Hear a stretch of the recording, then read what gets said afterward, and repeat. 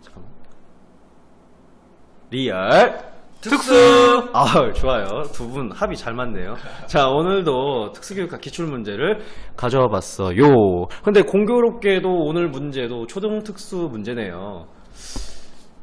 참, 초등 선생님들 정말 대단하신 것 같아요. 저희들이 문제를 접할 때 초등에서 좀 뭐라고 해야 될까, 답을 작성하기가 힘든 문제들이 많이 발견되더라고요. 그래서 오늘도 이렇게 준비를 했는데 한번 같이 풀어봅시다.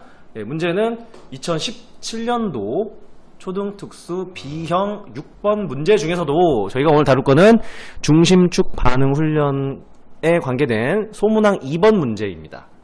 예.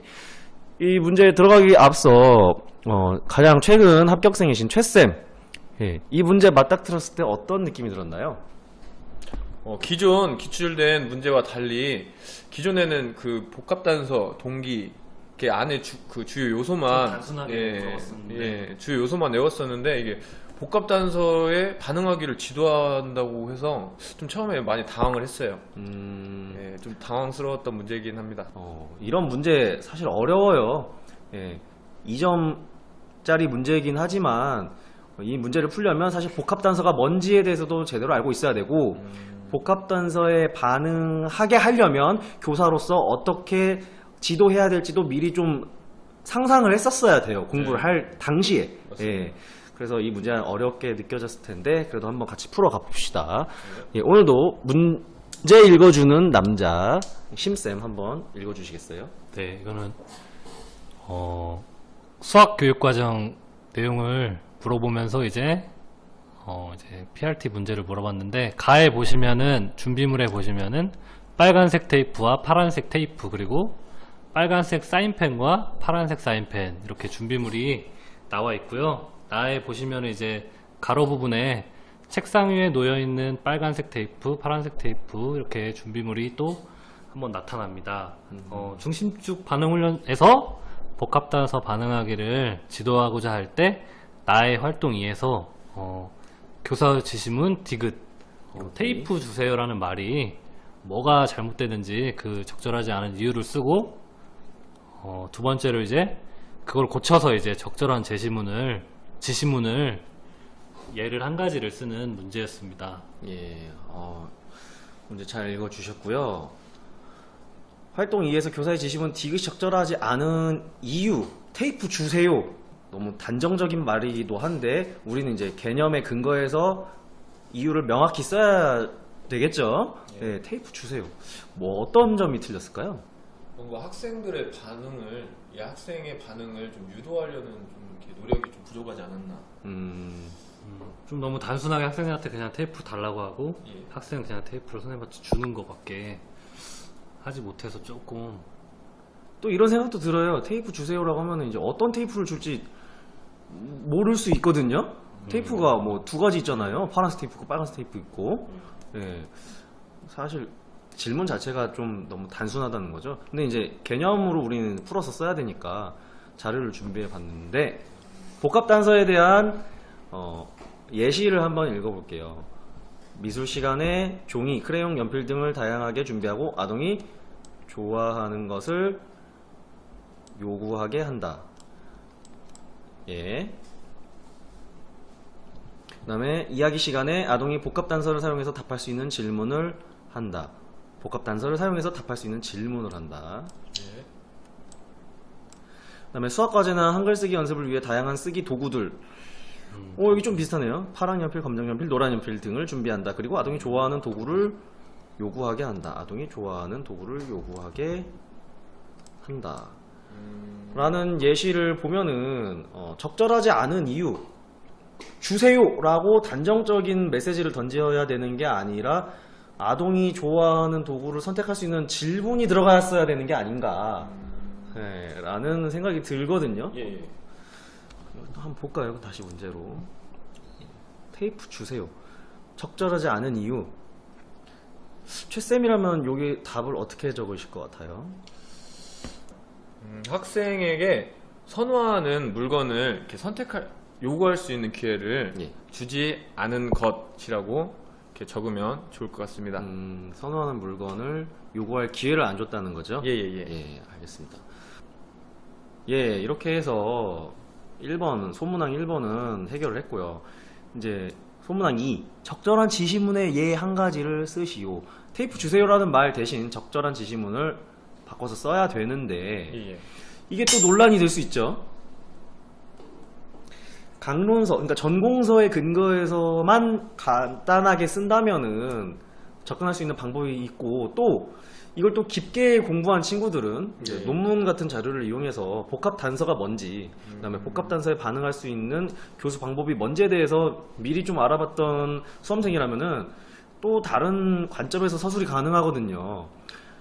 그래서 전공서에 일단 기준으로 한번 답안을 작성하고 싶은데, 그럼 최쌤은 2번 지시문을 어떻게 작성하실 것 같아요?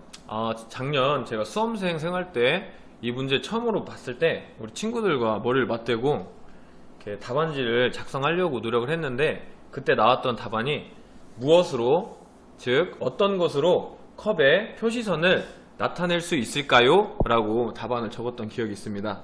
아, 그렇군요. 예예. 사실 그렇게 작성해도 아주 훌륭한 답안이라고 생각합니다. 예. 근데 이제 복합 단서에 대한 의미를 분명하게 알고 있던 수험생이라면은 이 답안을 작성했을 때 더 고민했을 수밖에 없어요. 예. 그 근거가 되는 자료를 준비해 봤는데요. 뿅! 이제 논문 보이죠? 예, 제가 준비한 논문인데 지금 동영상으로 보면은 논문 제목은 자막으로 깔려 있을 거예요. 보이죠? 예, 잘 보이죠? 예, 그래서 한번 이 논문을 살펴볼게요. 다양한 단서. 똑같은 말이에요. 복합 단서. 예. 좋은 예, 나쁜 예 이렇게 있거든요. 다양한 단서를 제시한 좋은 예, 나쁜 예인데 한번 읽어볼게요. 좋은 예부터 오후 4시에 재석이는 수영 수업 준비를 하고 있다. 엄마가 재석이에게, 여기가 중요해요, 낡은 파란색 수영복 대신에 새로운 파란 수영복을 사주었다. 엄마가 그에게 재석아 너 새로운 파란색 수영복을 입어라 라고 말한다. 예, 이런 말이 있죠. 자, 복합 단서를 제대로 아는 친구라면은 이 부분에서 단서가 하나만 있는 게 아니라, 그러니까 낡은 파란색 수영복이라는 하나의 뭉뚱그린 단서만 있는 게 아니라 낡은 파란색 수영복이라는 단서가 3가지가 있다는 걸 알거든요. 예, 왜냐면 낡은 것도 있고 새로운 수영복도 있는 거고요. 색깔은 파란색도 있고 검정색도 있고 빨간색도 있는 거잖아요. 네, 그 다음에 수영복이 아닐 수도 있죠. 그냥 일반 바지일 수도 있고 티셔츠가 될 수도 있고. 그래서 단서 조건이 3개가 붙어 있는 걸 알 수 있는데, 나쁜 예를 한번 비교해서 볼게요. 그럼 다시 나쁜 예는 엄마는 그에게 재석아 가서 수영복을 입어라고 말을 하는 거래요. 근데 이렇게 말을 하면 문제가 뭐냐면은, 얘가 뭐 예를 들어서 집에 수영복이 하나만 있을 수도 있지만 네. 2개가 있을 수도 있죠. 예.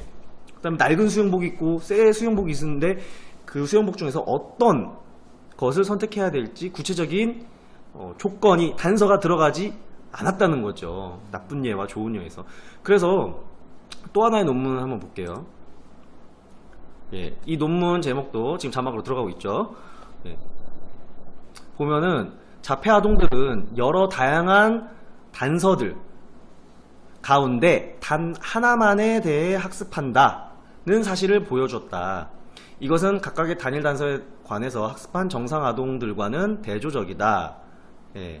이게 무슨 말이냐면은, 자폐 학생들 특징이 보면은 어떤 뭐 예를 들어서 마라톤에서 초원이가 얼룩말 무늬에만 집착하는 것처럼 예. 자기가 좋아하는 특정 단서에만 고착화되는 경향이 있거든요.